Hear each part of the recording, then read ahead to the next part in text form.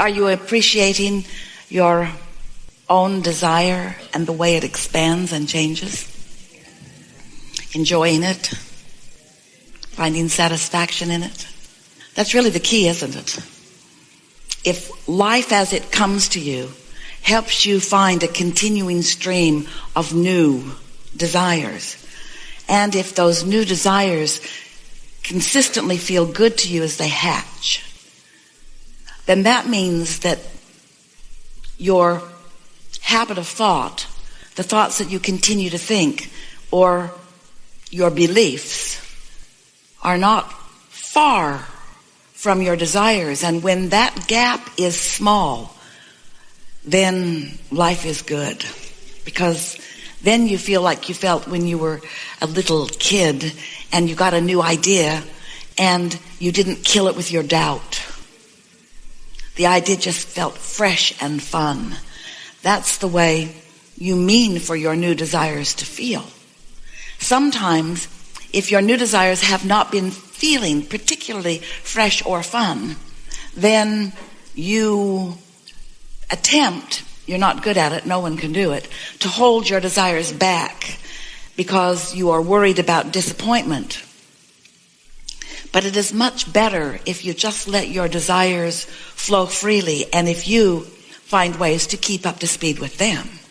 Then not only do you feel really good moment by moment, it really is the secret to living happily ever after, but you are living as the laws of the universe dictate, really, and you are, most important, fulfilling the expectation that you had as you decided to come into this physical experience to begin with. In other words, you knew that life would keep coming at you, and you knew as it comes to you that your observation of it would cause you to continue to give birth to new intentions, new desires, new wishes and hopes and dreams. And you also knew, when you made the decision to come into this physical body, that you have the mental capacity to focus in such a way that you are not out of harmony with your own desires. And that really is what we are wanting to talk with you about all day, every day, because you can't stop those new desires from coming. Life produces those. But you can get off kilter from them. You can give birth to a desire that you just flat out don't believe, and then you hold yourself in misery because you want something that you doubt. So you're offering in your doubt resistance to the desire that will not go away. An expansive desire will not stop. It was born out of the momentum of the universe. It came to you because of other desires that you have. So every now and again, you come up clashing against a desire that just rages from you and a belief that just won't quite let it go. And that really is what this workshop is about. It's helping you to find relief in your resistant beliefs. Because when you let go of your resistance and you allow the energy to flow, that's when you feel that invigoration. That's when you feel that clarity.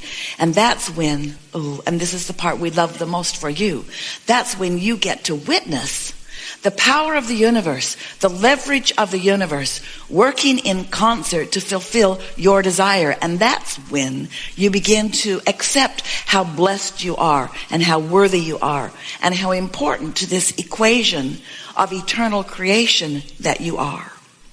You are leading edge creators. Do you know that? And you came into this physical body with that powerful, joyful intention in mind.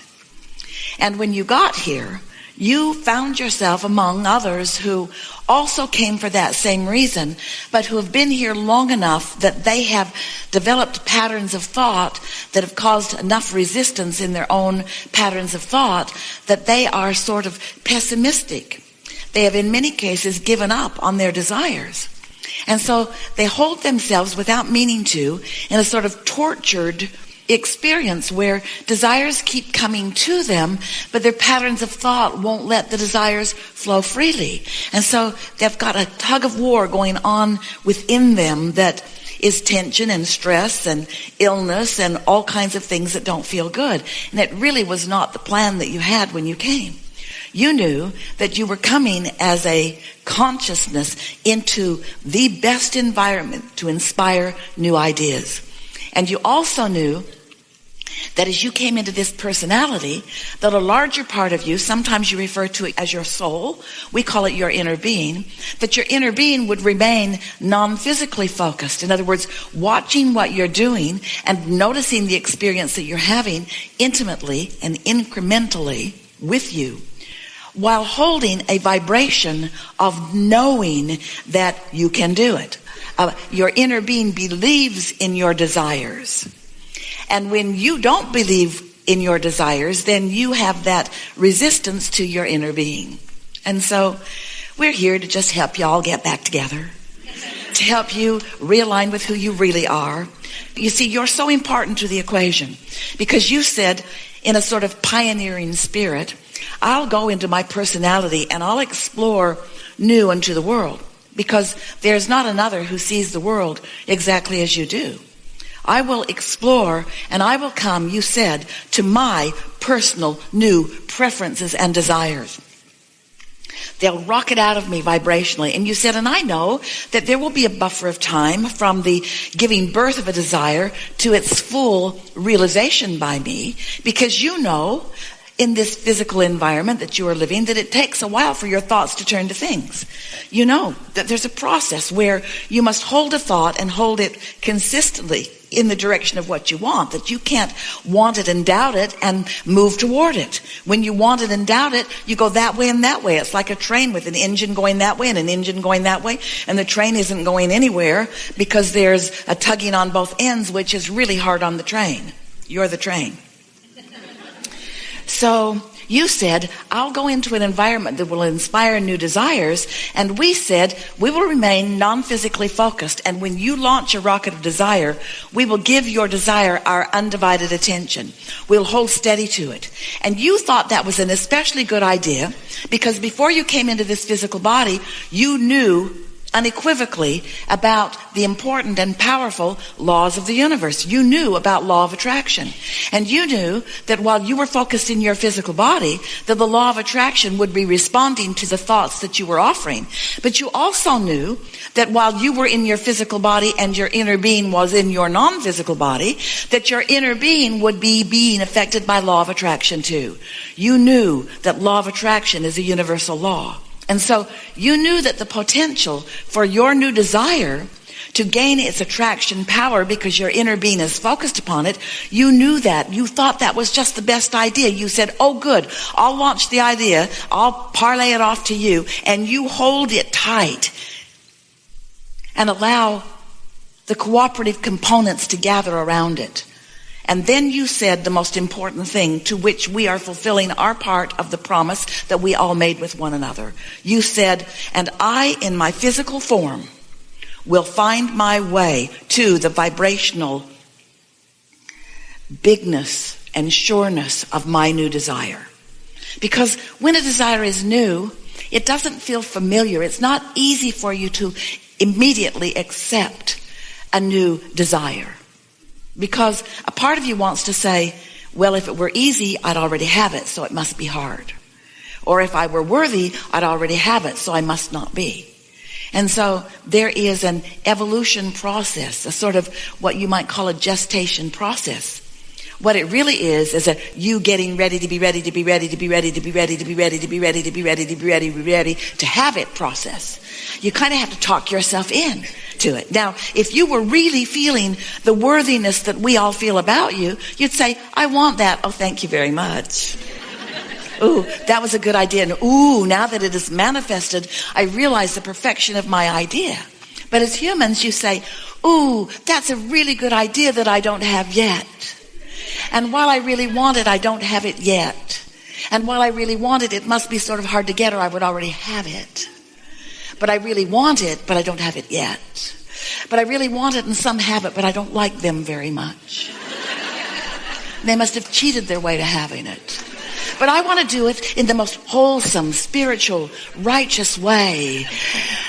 But I haven't done it yet. And so, without meaning to, you just keep shooting yourself in the foot because you keep telling the story the way it is instead of the way you want it to be. We understand why, because what has manifested, those thoughts that have already turned to things, boom, they're big in your life. You can see them and hear them and smell them and taste them and touch them, and they are so really, really real that the things that feel to you like just new ideas don't feel so real.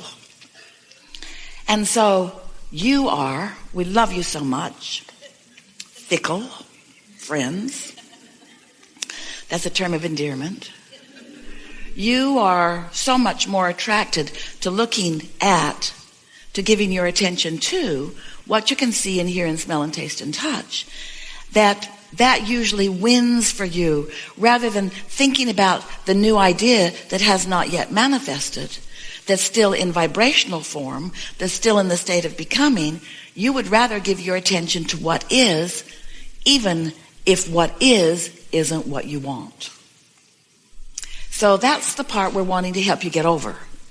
We want you to reach the place where the satisfaction factor is so important to you that you're willing to look into the ethers of what is in the state of becoming rather than need to look at the reality. If you don't need others to say, oh yeah, I've seen it. In other words, if you don't need a large group of people to agree that you've already got it, or that it already is, or that it's a good thing to want, then you become so liberated in your ability to create. But if you need it to already be before you believe it, then you slow yourself way, way down, and mostly you only come to believe in what others have created. When you only believe in what others have created, then first of all, you're not very original. And second of all, you have very little satisfaction in your life because, and this is the most important thing that we want you to take away from this day, what satisfies you, what feels good to you, is only a desire that you've given birth to and your closing of the gap toward it. For you to watch others get what they want is not satisfying to you. It's only when your life produces a desire within you, and then you find a way to focus and allow that desire to turn to the things in your life that you feel real satisfaction. That's why you may really, really want something, and by some interesting set of circumstances, some kind-hearted person might give it to you. Maybe you complained enough that it was just survival for them. So they find a way to be your path of least resistance, and they provide it for you, and it is not satisfying to you, not for long, because the only way that satisfaction will ever come to you is when your life has produced a desire. That's step one, that's asking. And Source has planned out the route for you to accomplish it. That's step two. When you ask, it is given.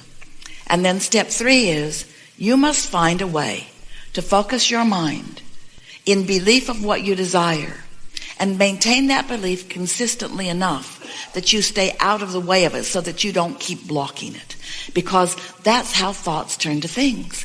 Now, this is an odd statement, thoughts turning to things, to people who are mostly looking at the things that have already turned out. Because most of the world is just looking at things, and they don't want to have a conversation about what existed before the thing was the thing. But if you're going to be a deliberate creator, you've got to be willing to accept that before the thing was a thing, it was a different thing. It was a vibration. It was a softer thing. It was a more subtle thing. It was a less defined thing. It was a less specific thing. It was a vibrational thing that existed, that was focused upon enough without contradiction that it evolved into what you call your reality.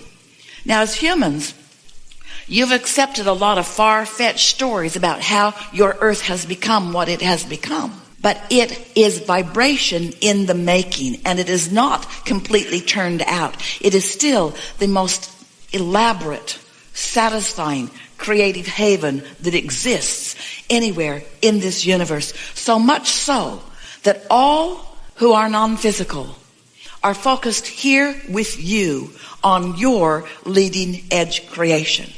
And the question is, are you focused on your leading edge creation? Or are you regurgitating what's already been created and complaining that you don't have more of the pile than you do.